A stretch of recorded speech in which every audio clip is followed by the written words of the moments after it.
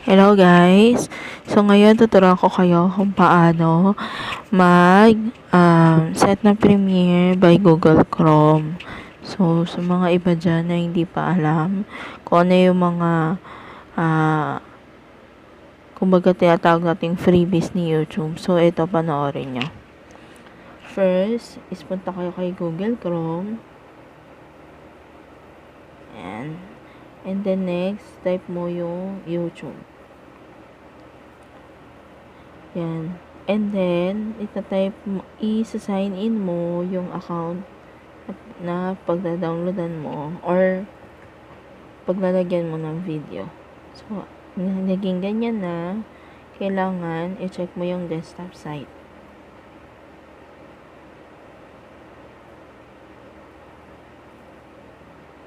And then, after that, pipindutin nyo itong pakita ko sa inyo. This button. Yan. Pagka pindot nyo yan, upload video.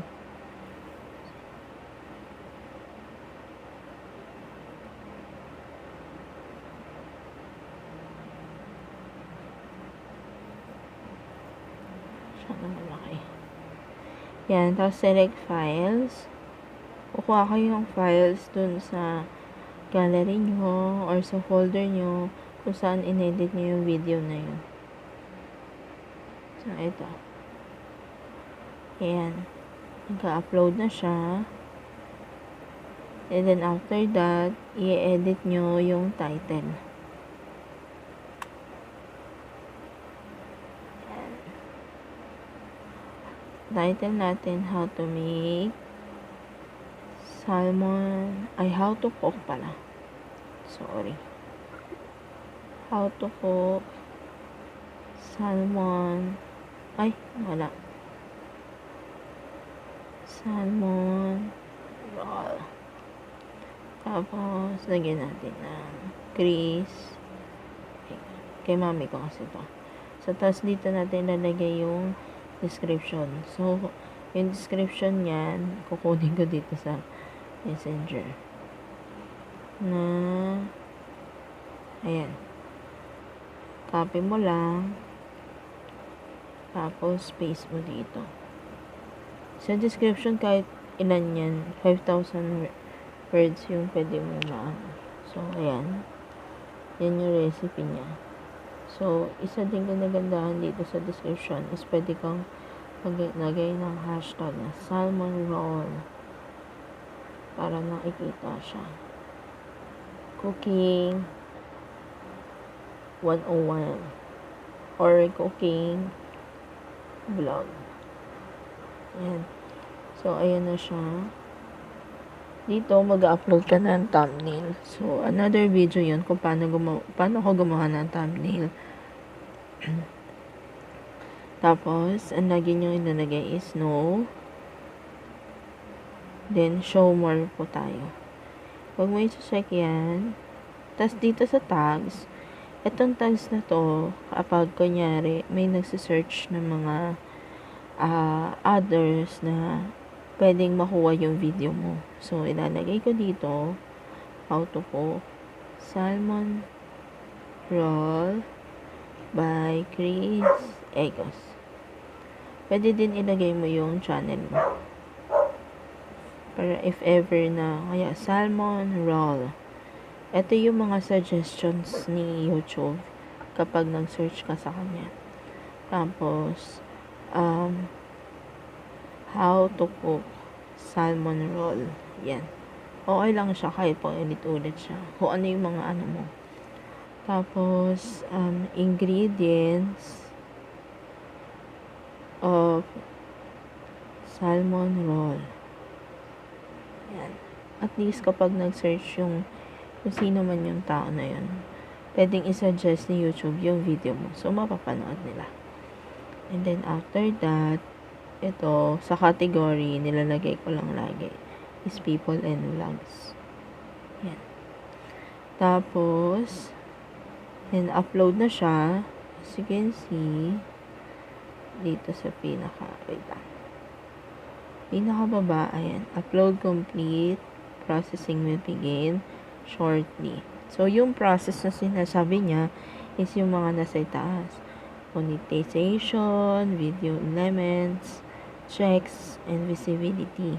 So, dito na tayo sa monetization. Kaya monetization, i-on mo lang siya, then done. Then, ano mo yan para mag-activate siya ng mga ads. So, kapag daw kasi naka-skippable is maraming ads. So, the next is video element. Next mo lang uli. Then, yung sa checks, i-check niya yung as you can see, copyright and ads suitability. Ibig sabihin, check ni YouTube kung talagang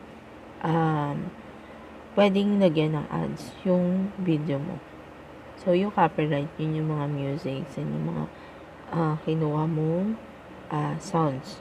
Then, next, punta tayo sa visibility. As you can see, processing pa yung video. And then, nilagay natin dito sa schedule. Sa schedule naman, nandito yung date, nandito yung time, and then, ito yung ipipremiere mo. Ito yung sinasabi nilang premiere video. So, isa-set mo siya by Friday, this day. And then, isa-set natin siya by the time kung anong oras yung gusto natin. So, ngayon, ang ilalagay ko is 21. 21. Ano ba yung 21? This is military time. So, 21. Yung 13 is equivalent to 1 p.m. So, 30, 40, 50, 60, 17, 18, 19.